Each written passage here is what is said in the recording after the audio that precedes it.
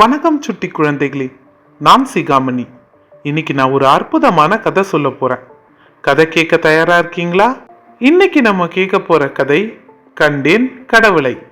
ஒரு காலத்துல தூர தேசத்துல இருக்கிற காட்டுல தெய்வத்தை பத்தி ஆழமான புரிதலும் ஞானமும் அடக்கமும் இருக்கிற ஒரு துறவி இருந்தாராம்.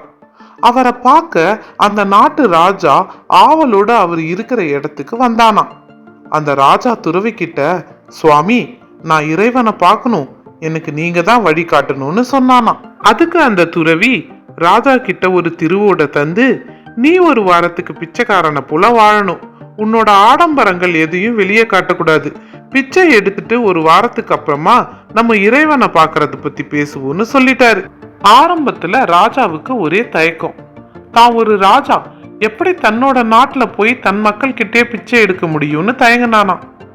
இறுதியா நம்ம கடவுளை பார்க்கணும், அதுதான் முக்கியம்னு பிச்சைக்காரனை போல வேஷமிட்டுக்கிட்டு அவன் நாட்டுல அவன் மக்கள் கிட்டே பிச்சை எடுத்தானாம். ஒரு வாரம் கழிச்சு ராஜா அந்த முனிவர் கிட்ட போனானாம்.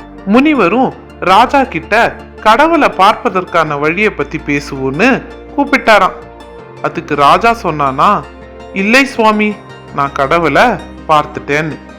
சுட்டி குழந்தைகளே, துறவி ராஜா கிட்ட ஒரு வாரம் பிச்சை எடுத்ததுக்கு அப்புறம் தான் ராஜாவுக்கு இறைவனை பார்க்க பாடம் எடுப்பதா சொன்னாரு.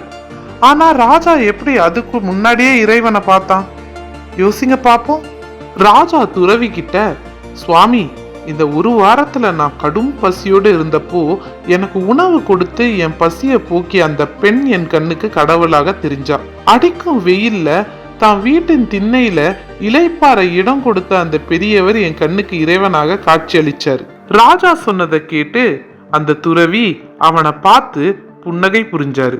சுட்டி குழந்தைகளே, கடவுள் நம்ம கிட்ட இருக்கிற ஆடம்பரத்திலேயோ செல்வத்திலேயோ இல்லை.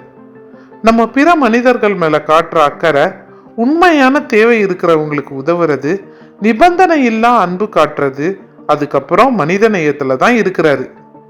குழந்தைகளே, உங்கள் நாள் என்றும் இனிமையுடன் அமைய இன்னொரு நீதி கதையுடன் உங்களை சந்திக்கிறேன். விடை பெறுவது உங்கள் சிகாமணி.